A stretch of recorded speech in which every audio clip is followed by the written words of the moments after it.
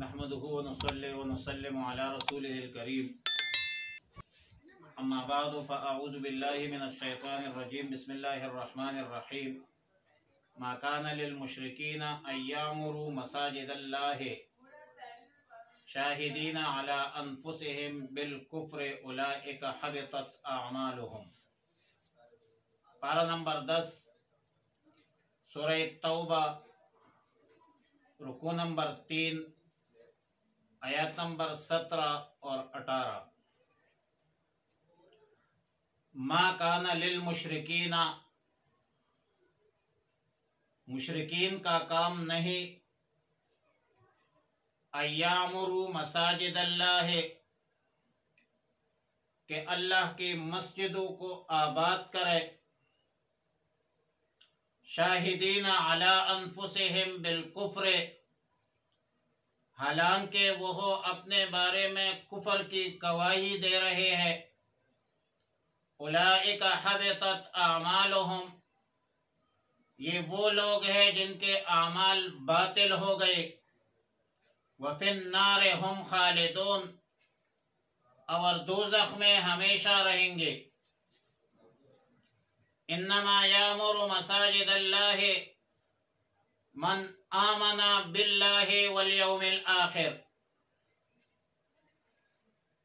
اللہ کے مسجدوں کو بے شک وہ لوگ آباد کرتے ہیں جو اللہ پر ایمان رکھتے ہیں اور قیامت پر ایمان رکھتے ہیں۔ وَأَقَامَ الصَّلَاةَ، اور قائم کرتے ہیں نماز کو، وَآتَى الزَّكَاةَ، اور ادا کرتے ہیں زکوٰۃ کو، وَلَمْ يَخْشَ إِلَّا اللَّهَ، اور اللہ کے سوا کسی سے نہیں ڈرتے۔ فَعَسَىٰ أُولَئِكَ أَن يَكُونُوا مِنَ الْمُهْتَدِينَ، پس توقع ہے کہ یہ لوگ ہدایت پانے والوں میں سے ہوں گے۔ آیت مذکورہ کے حوالے سے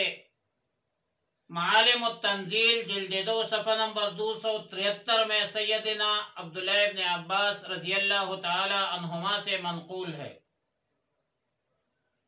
کہ جب غزوہ بدر کے موقع پر حضرت عباس رضی اللہ تعالی عنہ قید ہوا تو مسلمانوں نے سیدنا عباس رضی اللہ تعالی عنہ کو عار دلائی کہ تم کفر اختیار کیے ہوئے ہو، تمہارے اندر قطع رحمی بھی نہیں ہے، اور اس حوالے سے سیدنا علی المرتضی رضی اللہ تعالی عنہ نے سخت باتیں کی۔ تو اس کے جواب میں حضرت عباس رضی اللہ تعالی عنہ نے فرمایا کہ آپ لوگ ہماری برائیاں تو ذکر کرتے ہیں،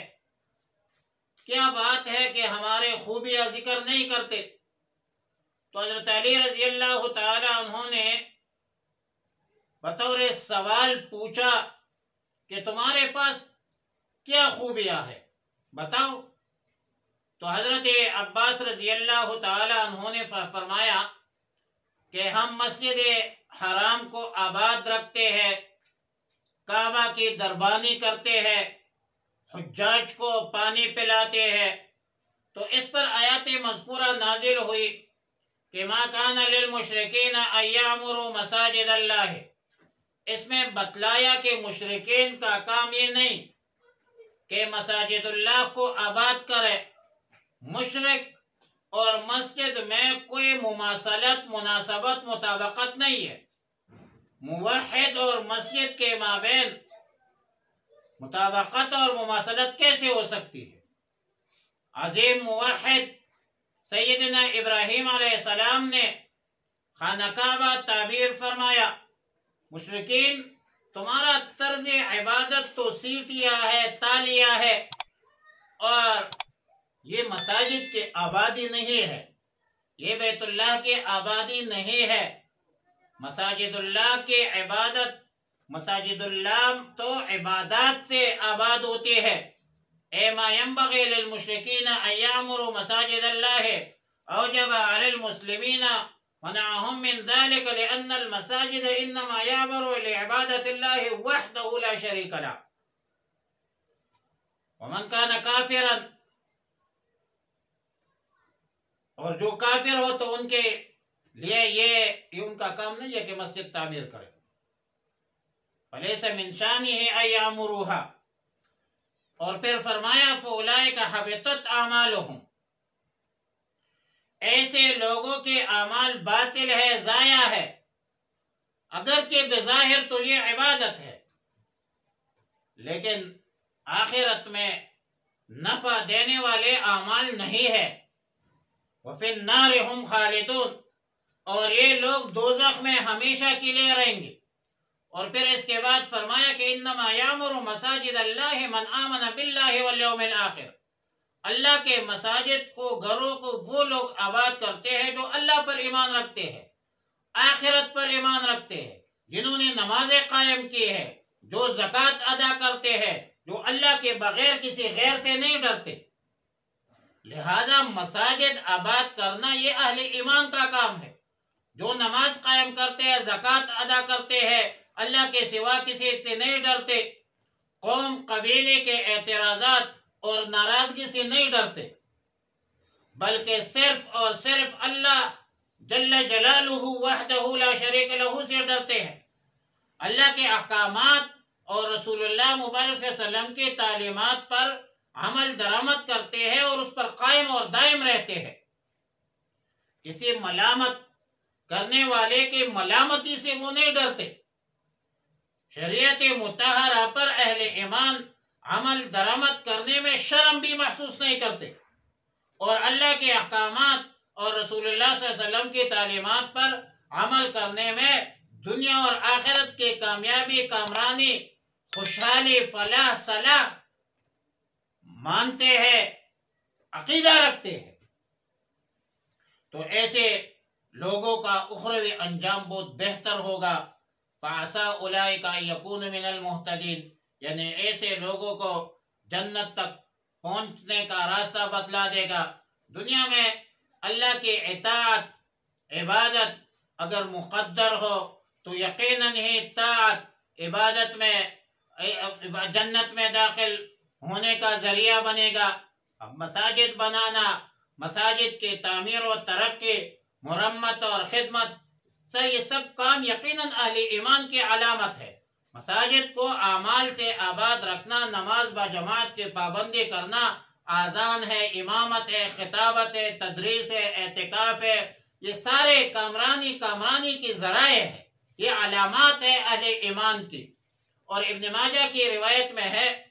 دارمی کی روایت میں بھی سیدنا ابو سعید الخدری رضی اللہ الباری سے روایت ہے کہ رسول اللہ صلی اللہ علیہ وسلم نے فرمایا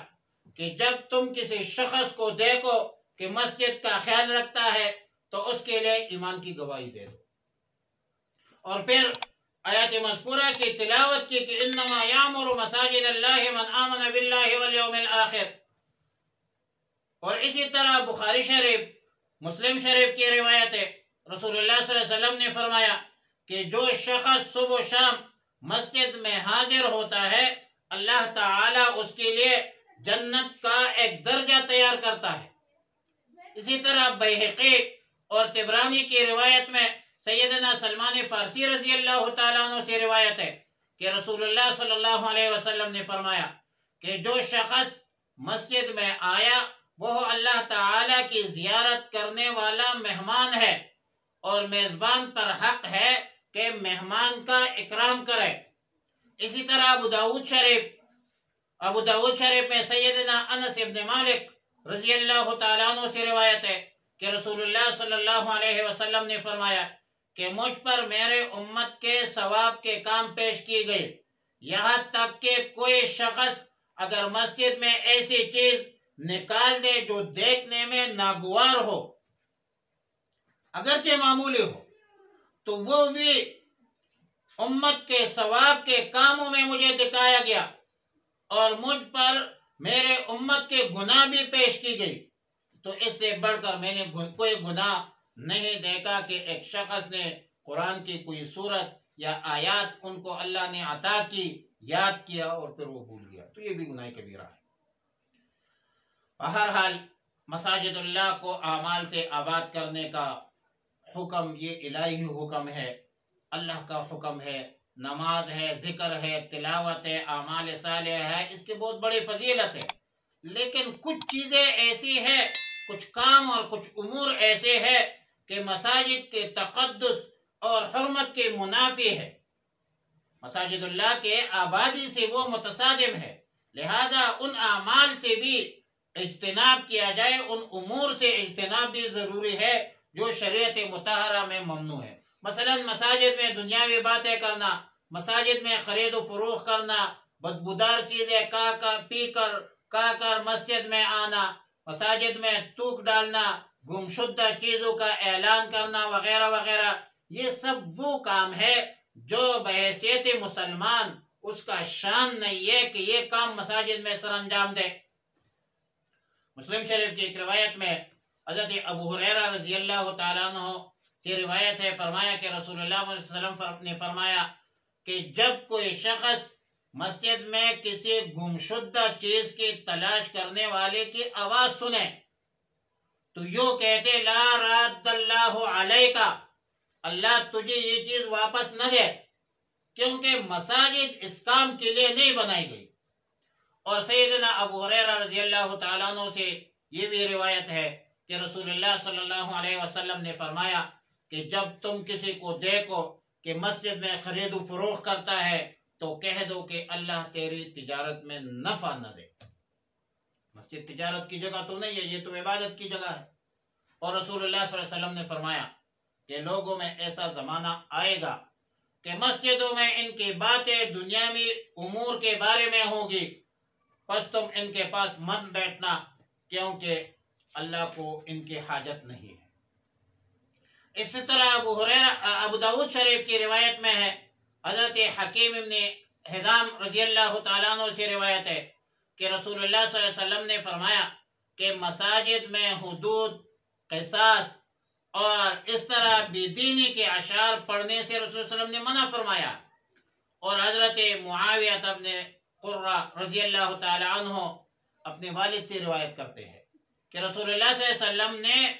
ان درختوں یعنی پیاز اور لہسن کے کھانے سے منع فرمایا کہ جو شخص پیاز اور لہسن کھائے تو پھر ہمارے مسجد میں پاس نہ آئے، اور فرمایا کہ اگر تمہیں کھانا ہو تو ان کو پکا کر کھاؤ، جس میں اس کی بدبو جو ہے وہ چلی جاتی ہے۔ ایک روایت ہے سیدنا عثمان ابن مظعون رضی اللہ تعالیٰ عنہ سے، مشہور روایت ہے، فرماتے ہیں کہ ہم نے رسول اللہ صلی اللہ علیہ وسلم کو عرض کی کہ ہمیں مردانہ قوت زائل کرنے کی اجازت دیجیے، تو رسول اللہ صلی اللہ علیہ وسلم نے فرمایا